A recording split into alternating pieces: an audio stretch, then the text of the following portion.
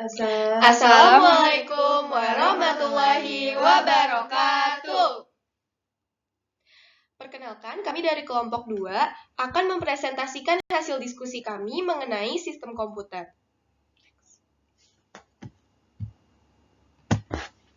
Sebelumnya, perkenalkan nama saya Keisha Almira Biantari Putri, nomor absen 14. Saya Keza Gauja Sulinta Barat, absen 16. Nama saya Wulan Amdur Padi, absen 32. Nama saya Mazida Maulida, absen 18.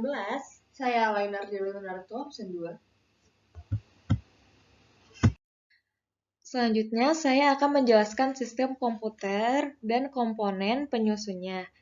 Secara umum, komputer adalah peralatan elektronik yang menerima masukan data, mengolah data, dan memberikan hasil keluaran dalam bentuk informasi, baik itu berupa gambar, teks, suara, maupun video. Yang pertama ada sistem komputer. Sistem komputer terdiri atas beberapa bagian berikut. Yang pertama, perangkat keras hardware. Perangkat keras komputer hardware adalah komponen fisik pada komputer yang dapat disentuh, dilihat, atau dipindahkan. Contoh perangkat keras ialah mouse, hard disk, prosesor, RAM, printer, scanner, dan lain sebagainya. Dan yang kedua ada perangkat lunak software, yaitu perangkat lunak adalah kode-kode program yang dibuat menggunakan bahasa pemrograman. Kode-kode tersebut merupakan kumpulan pemerintah atau instruksi untuk menjalankan tugas tertentu sesuai dengan keinginan penggunaan atau untuk mengendalikan kerja perangkat keras. Jika sebuah sistem komputer diibaratkan manusia, perangkat keras adalah otak dan perangkat lunak adalah pikiran. Contoh perangkat lunak ialah sistem operasi, aplikasi, dan lain-lain. Sistem operasi yang banyak dipakai ialah Microsoft Windows, Mac OS, dan Linux. Sedangkan perangkat lunak lain yang menjadi sistem operasi pada operasi ponsel pintar adalah Android. Dan yang ketiga yaitu penggunaan. Penggunaan adalah orang yang menggunakan atau mengoperasikan komputer. Yang kedua, saya akan menjelaskan jenis-jenis komputer. Pertama, ada mikrokomputer atau komputer mikro. Komputer mikro merupakan komputer yang memiliki ukuran paling kecil dibandingkan dengan jenis komputer lainnya dan menggunakan mikroprosesor sebagai CPU atau unit pemrosesan utama. Contoh komputer mikro yaitu ultrabook, permainan konsol, telepon pintar, dan tablet. Beberapa komputer bahkan dalam bentuk papan tunggal, atau disebut juga single board circuit CBC yang berukuran kecil. Misalnya yang populer adalah Raspberry Pi dan Arduino. Raspberry Pi sering disingkat Raspi, ialah SBC yang seukuran dengan kartu kredit yang dapat digunakan untuk menjalankan program perkantoran, permainan komputer, dan sebagai pemutar media hingga video beresolusi tinggi. Raspberry Pi dikembangkan oleh Yayasan Nirlaba. Selanjutnya ada komputer personal atau PC personal computer. Komputer personal atau PC memiliki ukuran yang lebih besar dari komputer mikro dan memiliki kemampuan penyimpanan dan pengolahan data yang lebih besar dibandingkan dengan komputer mikro, dan dibuat untuk penggunaan personal. PC dapat berbentuk desktop PC, dirancang untuk ditaruh di meja, atau untuk dijinjing dan dibawa-bawa, yaitu laptop. Yang ketiga ada mini PC. Mini PC merupakan komputer peralihan dari komputer personal ke komputer mini yang dipakai di industri. Biasanya dipakai untuk industri kecil atau personal untuk keperluan profesional atau industri kecil. Yang keempat ada mini komputer. Komputer mini berukuran lebih besar dari komputer personal dan memiliki kapasitas memori maupun pemroses yang lebih besar.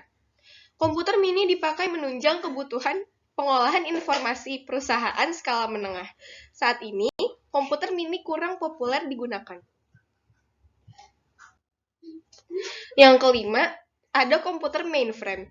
Komputer mainframe berukuran lebih besar dibandingkan dengan komputer dan biasanya digunakan oleh perusahaan-perusahaan besar sebagai server atau peladen. Yang terakhir, ada superkomputer. Dibandingkan dengan komputer lainnya, superkomputer memiliki ukuran paling besar dan memiliki kapasitas pengolahan kinerja yang paling kuat. Superkomputer memiliki kemampuan untuk mengolah triliunan perintah atau instruksi per detik yang dapat dihitung dalam flops atau floating point operation per second. Contoh pengguna superkomputer adalah NASA. Selanjutnya, B yaitu interaksi manusia dan komputer. Sebuah sistem komputasi terdiri atas perangkat keras dan perangkat lunak yang saling berinteraksi. Berbagai jenis interaksi antara pengguna dan sistem komputer. Yang pertama berbasis GUI yaitu Graphical User Interface. Kedua, antarmuka berbasis perintah Command Line Interface atau CLI.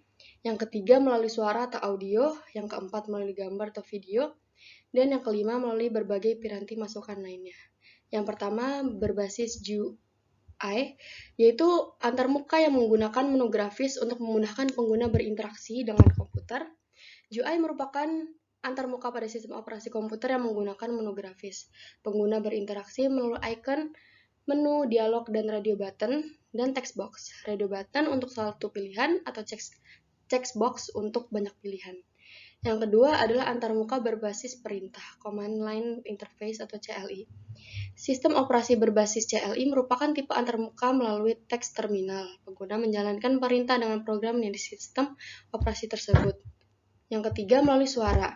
Antarmuka menggunakan suara memungkinkan pengguna mengucapkan sesuatu dan hasilnya akan direkam dalam bentuk format audio.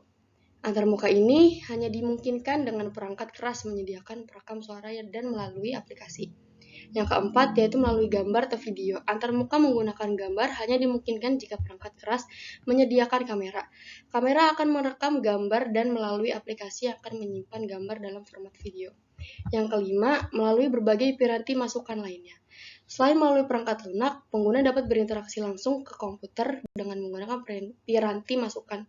Seperti yang dijelaskan sebelumnya, keyboard, joystick, mouse, touchpad, layar sentuh, keyboard, virtual, dan lain-lain.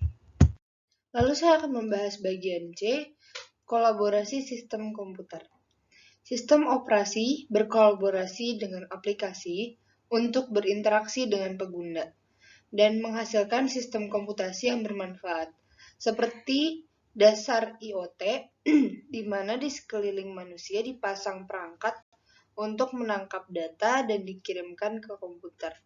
Contoh sistem kolaborasi ada di kehidupan sehari-hari, software dan hardware. Lalu selanjutnya saya akan membahas D, sistem operasi. Sistem operasi adalah perangkat lunak, sistem yang mengelola perangkat keras, komputer, sumber daya perangkat lunak, dan menyediakan layanan umum untuk program komputer. Sistem operasi berfungsi mengelola proses, memori utama, mengelola file, mengelola penyimpanan sekunder, serta proteksi dan keamanan. Dan fungsi sistem operasi secara lebih rinci, yang pertama adalah menyediakan antarmuka ke pengguna untuk berinteraksi dengan komputer. Yang kedua, ada mengendalikan input dan output. Dan yang ketiga, mengelola perangkat keras dan peripheral. Lalu kita lanjut yang keempat, mengelola pemuatan perangkat lunak dan menjalankan perangkat lunak. Dan yang terakhir, nomor 5, mengelola file, copy, save, sort, delete. Sistem operasi mengelola sistem persiapan file yang dibuat untuk mengatur file dan direktori. Adanya sistem file ini menyediakan cara yang konsisten untuk menyimpan dan mengambil data. Sekian presentasi dari kami. Mohon maaf apabila ada kesalahan kata ataupun ucapan. Terima kasih. Wassalamualaikum warahmatullahi wabarakatuh.